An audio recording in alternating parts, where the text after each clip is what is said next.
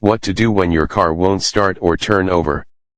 It's easy to get frustrated when you get in your car and the engine won't turn over.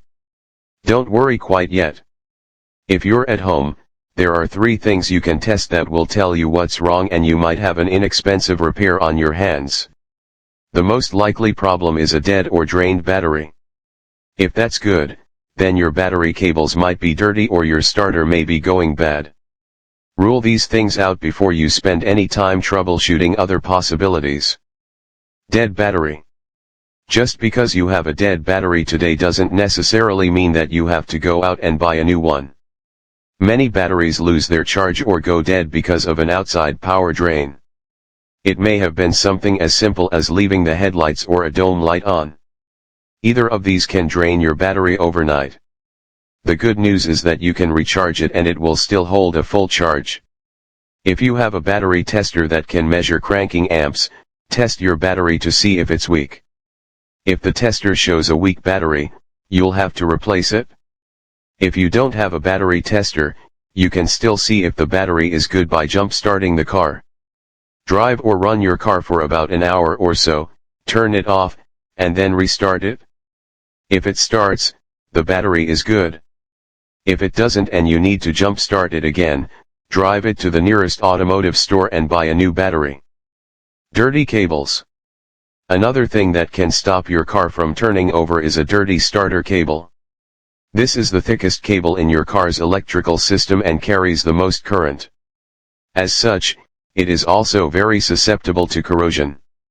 If your starter cable becomes corroded, it can be cleaned rather easily. Remove each end of the cables. One end is attached to the battery, and the other is attached to the starter, and clean the connections with a wire brush. Don't forget to also clean the battery posts at the same time. Unfortunately, the same fate can befall your ground cables. A corroded or poorly connected ground cable can also prevent the car from starting. Clean ground wires and connections in the same manner. Bad starter. It is also possible that you have a bad starter. A starter can go bad slowly over time, and there are some things that can indicate when it is ready to go. For instance, you may notice that it seems like the engine starts slower than normal in the morning, or you may be able to hear the starter turning more slowly than usual when you turn the key. You may also find that one day your car fails to start, then starts perfectly for a few days in a row. Then it fails again. Further troubleshooting. If you check the 3 big culprits and they didn't work, keep your cool. There are only a few parts in your starting system, and a little troubleshooting can help you figure out why it's not working. Sometimes your engine does turn over but will not actually fire.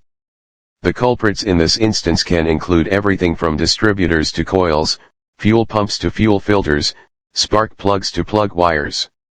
In this case, it might be worth it to drop the car off for a session with the professionals.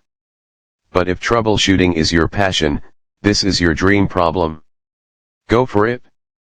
Electrical no-start problems. With the battery and the starter eliminated, it's time to work your way through the car. The best place to begin is with the electrical system. Check your fuses.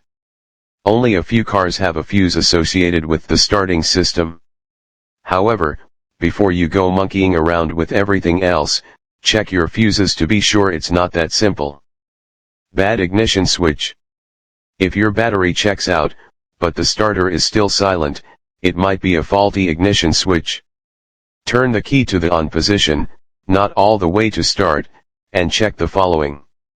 If the red warning lights on your dash don't light up and your battery connections are clean, the ignition switch is bad. If the red warning lights do light up, turn the key to the start position. In most cars, the dash warning lights should turn off at this key position.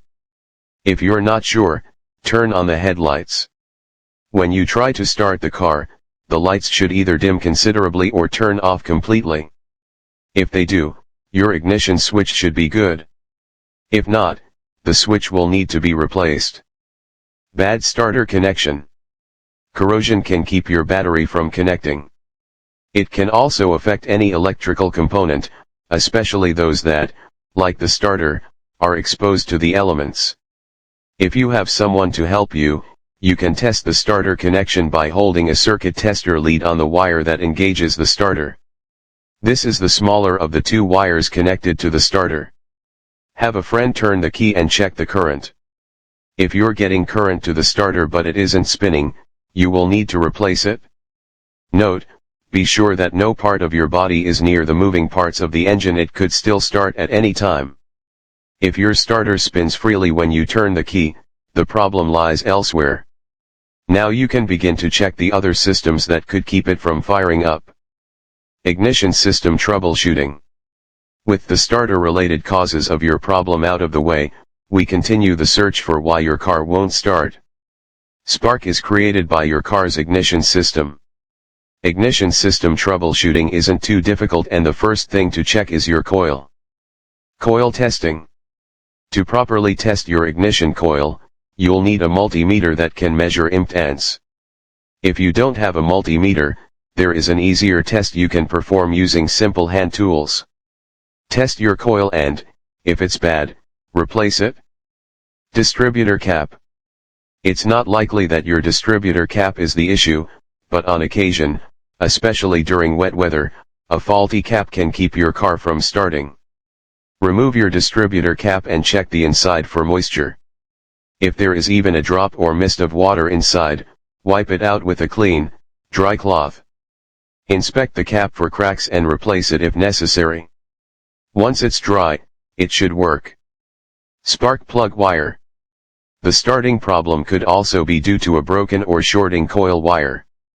Inspect the wire to see if there are any obvious cracks or splits, then test for continuity using a circuit tester. Did your car start? If not, it's time to move on to possible fuel-related problems. Fuel system troubleshooting. If the starter is spinning and the sparks are flying, your problem has to be related to the fuel system. If your vehicle is fuel injected, there are a number of subsystems that could be the culprit. It will take some serious diagnostic work to figure it out, but there are some things you can check in the garage in an attempt to narrow it down. These could save you some money and avoid a trip to the repair shop. Electrical connections. There are plenty of electrical connections in your fuel injection system. Each fuel injector has a connector on top. There are connections on the air side of the intake and on the cylinder heads. You should check every electrical connection you can find under the hood to be sure it's tight. Fuel pump and relay, TO. Check your fuel pump.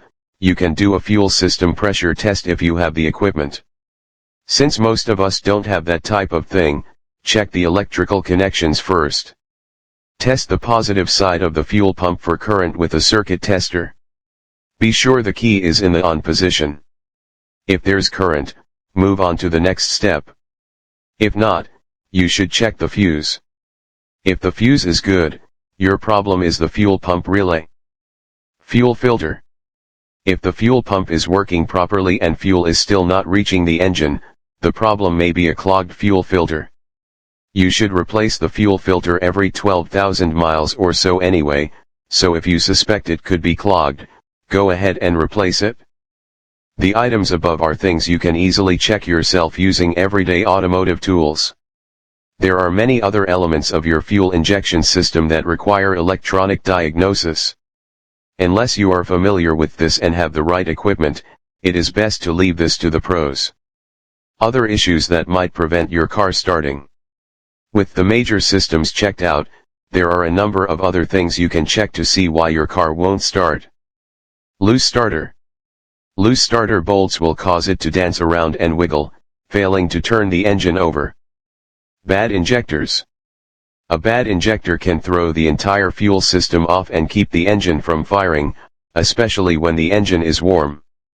Faulty cold start valve. A failed cold start valve will keep your car from starting when the engine is cold. Don't let the name fool you, it can even malfunction when it's warm. Chipped flywheel or ring gear. Your starter's gear connects with the gear teeth on your flywheel or ring gear, depending on the type of transmission. If one of these teeth becomes worn or chipped, the starter will spin. In this case, you'll hear loud screeches, scrapes, squeals, and grinding. Bad electronics. If your engine's main computer or any part of the system's electronics go bad, your car won't start. Unfortunately, you'll need to leave this type of diagnostic work to a qualified repair shop.